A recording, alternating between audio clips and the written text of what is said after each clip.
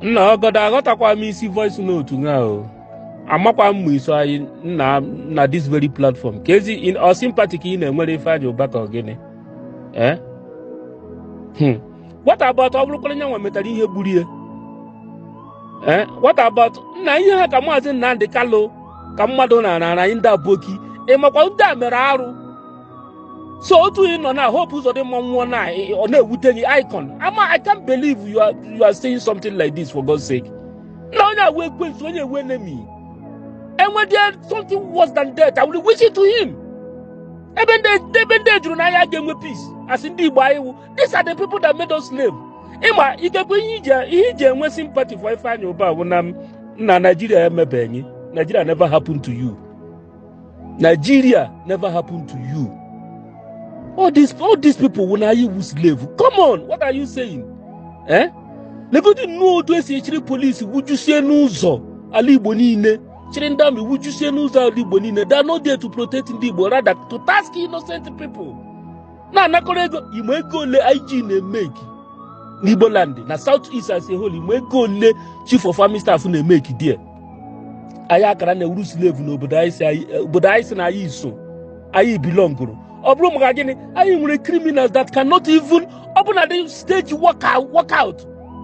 Na Senate there. Somebody like Ifeanyi Ubah and do to haha. Or just look criminals. And we key stage walk out to see no. See what she said this security security Igbo. Every day and we kidnapping there. And that's a lot of Igbo. And a ransom. All this in that we wouldn't add the Fulani terrorists. Adding this Fulani kidnappers. They go to hear me Hamufu, the mado. See enough is enough. Na ha pojana chogarin the Fulani na stop home moto trailer busi from north. And what the Fulani na go to hamu yenine. Na after the butcher ha nda mi aputa na na-eje door to door egbu ndị mmadụ ha bụ ụzọ bidogodi na asịsịa ndị mmadụ egbe na all the securities niile nọ na that village ọkwa legal securities yo legal security state government ma na ha na-eme ezizi eje nasịa ha egbe buru ụzọ nasịa ha egbe pave way for ndị Fulani abatazie na amasa ka ndị mmadụ na deep community eje kpọ ndị amị silekwe na ndị abịara ndị amị asị we cannot fight for you. Can you imagine? Hi. Oh, no. What are you saying for God's sake? Eh? This kind of thing that name in Igbo. I am when them on parliament as our representative. They're not doing anything about it. They have never even for once. See, no, this is not good. This is injustice for God's sake. Man, I had interest in the Abuja. Abuja. Oh, no, he didn't find you, but you are a successful businessman. Can you call on a parliament here, man? And we don't even give Nigerian politics. Otu abaka denu gano na, but dan gote no na. Ahano katana hejena assassinate. These are criminals. Ani ka haji abogaranya. Abia na na represent ya. Manu hi ka haji rezu. Aneke ego imakwa how many millions nda na ebu every na imo how many millions nda na ekere na parliament every month. Eh? Imo how many millions haji na ha na represent mu na na oje na ekere ego aya na ahusi anya. Eh? Ekwe na aye me protest na ha gbalagasela. Oru na aka ha di ocha. Why are they running? Can you go on London and if not to escape? Oh, escape coming. Hanchani na Balagachana. Oh, ya wouldn't care in London now. A gaman or Barosso. Nobody knows. And they could a rumor and about Abasia Losso, or Dick rumor. But here is this one now. What happened since 2 days? I also go about here. But how Manaka had you? They know what they're doing to me and you. Yes, damn, we are. Now just imagine. Let go to hear them in a libo. Are you not now? Or people who you? We find you pass somebody with if you find you with you draw fire about war. Oh no dear, you go into present community here. That may say la pianya can't speak Koboko, so mail anymore here. You go into Newi. And you find you by represent. On a parliament, I'm not even talking about Thomas and Nandi Kalo. Why you wouldn't have a kind of accuse? Or the can't find you, but you're telling him Thomas and Nandi Kalo. I can even swear with my life. What involved? Yes, what involved? Go to me anywhere. Otherwise, can you jump on to the man and the Kalo? Or not fight to cover the man? Or not put or Jack or visit here? I'm a Hamala. Can you do one body now? All of a sudden, or that be? Or probably maybe more than the Kalo here. Or so, what's your my young Museum and can you can dare get wood for Haka? Now, no, he had criminals to give Ubah and go. But those are Kalo them. Mazin Nandikala no ni me release so the boy release so we release your money si di me tiala.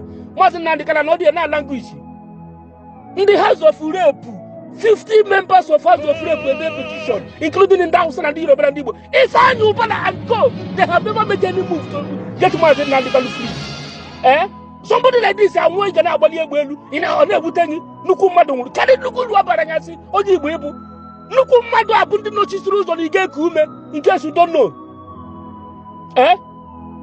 Ina simunda says one madu. Oji fadu ba u criminal. And when he did we hear carry on himself. Let it happen to him because in a metra ye bere. In a metra oje London eje bolindu. Oje London eje bolindu. Imudo ni fanyo ba na London. Ebe ka so na hotel. E go there says he can't even stay in his house. You have to go and enjoy. This is a call for celebration. Yes, go to me on Mukule. It's a call for celebration. Wow.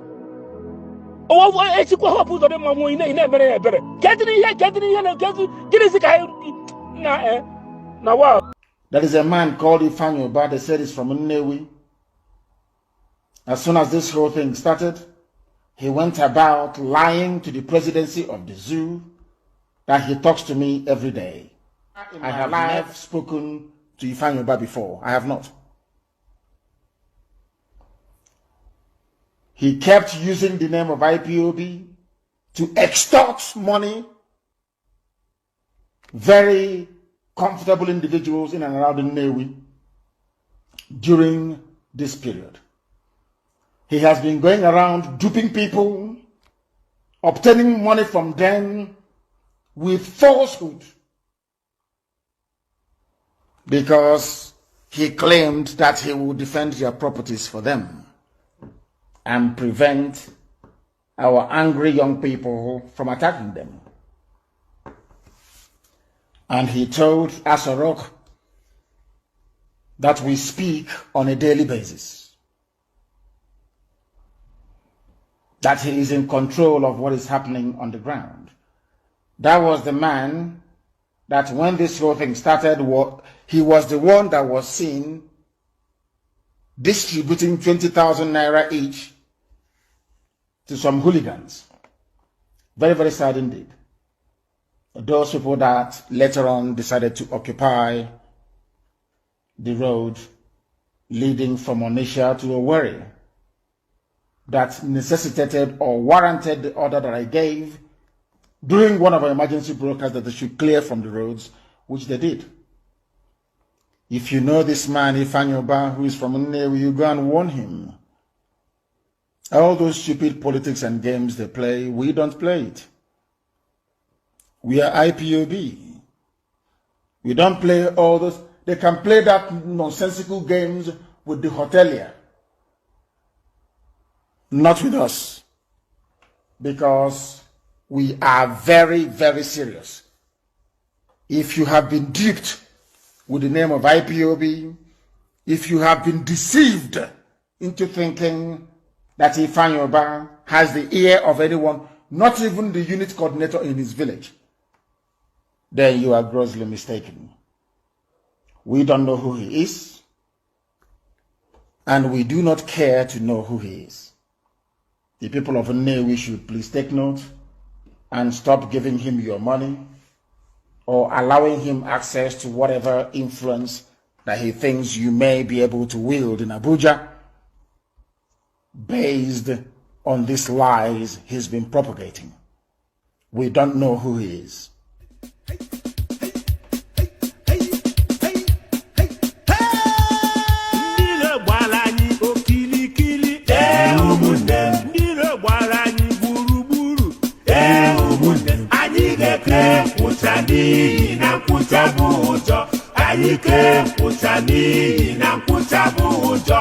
Onye ndiro na chuari neche ndu ya chemwe nine.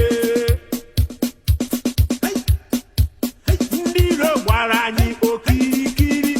Ụmụnne. Ndiro gwara anyị gburugburu. Biafra anyị ga-eke nkwụcha n'ihi na nkwụcha bụ ụjọ. Anyị ga-eke nkwụcha n'ihi na nkwụcha bụ ụjọ. onye ndị iro na-achụgharị na-eche ndụ ya chee mgbe niile.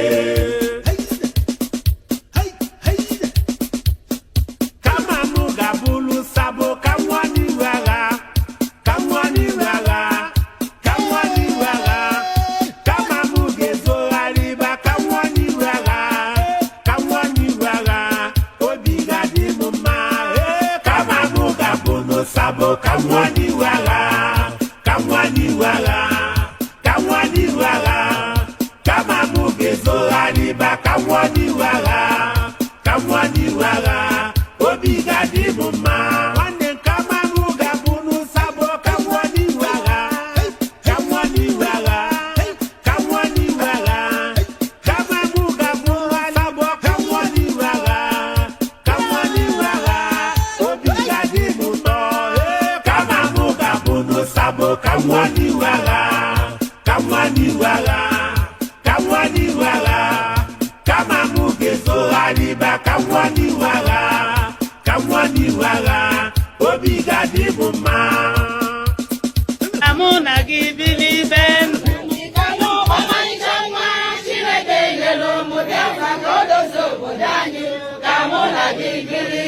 Nnamdi Kanu bụ ọmarịcha nwa Chineke nyere ụmụ Biafra ka o dozie obodo anyị.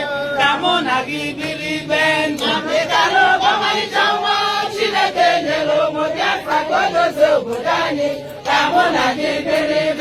Ụkpọnụ ya, ije ụkwụ ya, omume ya, burenu ya, kọmputa. Ụkpọnụ ya, ije ụkwụ ya,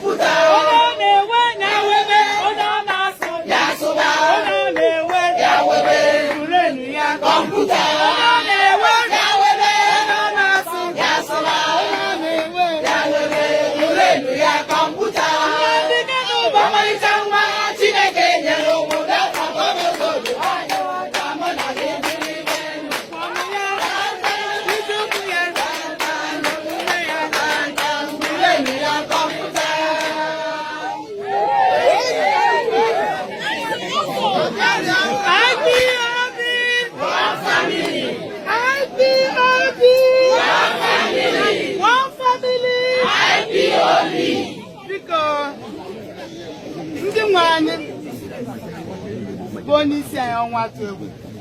Ịma na ụmụ nwaanyị na-anụ anyị dị n'ike na ike wee bekwata atụ wee sị ka anyị butere gị ọjị